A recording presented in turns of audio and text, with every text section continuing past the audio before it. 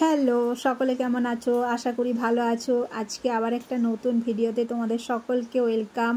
আমি, আমার ছেলে আর পেছনে ব্যাগপত্র সব রেডি, আমার বড় রেডি। তো আমরা আজকে বেরোবো, তার জন্য আমরা রেডি হয়ে গিয়েছি। আর আমরা যেহেতু একটু দূরে যাব, 2-3 দিনের ট্যুরেই বেরোচ্ছি। তো যাই হোক, তার জন্য আমাদের গাড়ি করে আমাদেরকে আমাদের বাস স্ট্যান্ডে ছেড়ে দেওয়ার জন্য নিয়ে যাচ্ছে। আর আমরা যেখানে থাকি সেখানে তো বৃষ্টির কথা বলার না, মানে বৃষ্টি না হলে তো আর হয় না, সব সময় বৃষ্টি। দেখতেই পাচ্ছ রাস্তায় কি অবস্থা, আমরা বেরোচ্ছি বৃষ্টি। তো যাই হোক, ফাইনালি আমাদের বাস এসেছে, অনেক অপেক্ষার পর 1 ঘন্টা লেটে বাস এসেছে।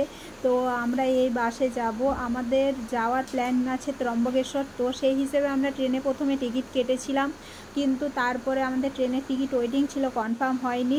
তো তারপর প্ল্যান হলো, এখানে বললো এখান থেকে বাস যায়, তো বাস যায় শিরডি। তো তারপর আমাদের প্ল্যান হলো যে তাহলে আমরা শিরডিও ঘুরে আসি।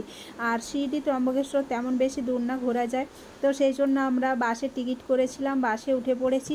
তবে বাসের যে অভিজ্ঞতা, বাপ রে বাপ! আর হাতে মেহেন্দি লাগিয়ে নিয়েছি, কারণ শ্রাবণ মাস শুরু হয়ে গেছে আর মহাদেবের কাছে যাচ্ছি। আর যেহেতু এখন রান্না বান্না নেই, হাতে জল লাগার ভয় নেই, তো কী করবো? ওই জন্য যখন বাস আসেনি, বসেছিলাম 1 ঘন্টা গাড়িতে, তখন বসে বসে মেহেন্দিটা লাগিয়ে নিয়েছি। তারপর বাসে উঠেছি, হাতটা অনেকটা শুকিয়েও যাবে, তো সেই জন্য অসুবিধা না। আর আমার ছেলে বাসে উঠে বাইরে কি সব দেখছে, মানে ও খুব এক্সাইটেড, বাসে যাবে, স্লিপার বাসে যাবে। এর আগে আমরা যখন মহাকুম্ভে গিয়েছিলাম তখন বাসে এসেছিলাম।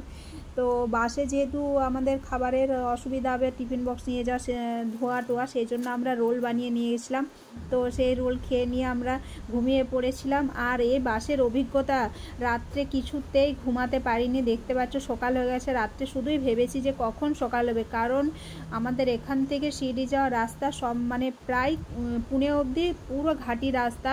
তো তার জন্য একদম ঘুমোতে পারিনি। সকালে আমার ছেলে এখনও ঘুমোচ্ছে, কারণ ওর শরীরটা খুব খারাপ ছিল, রাত্রিরে 2বার জ্বর এসেছিলো, প্যারাসিটামল দিতে হয়েছিল। আর বাসের ওই অবস্থার মধ্যে ঘুমোতেও পারিনি।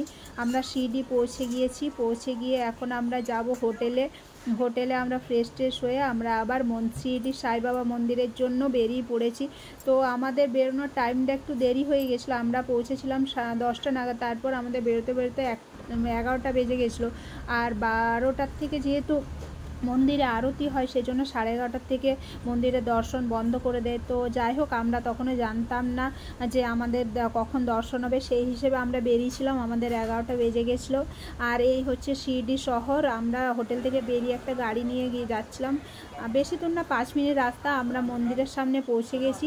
তো এখন আমাদের কাজ হচ্ছে, মোবাইল মন্দিরে অ্যালাউ নেই, সেই জন্য আমরা এখন যাচ্ছি মোবাইল টোবাইল জমা দিতে।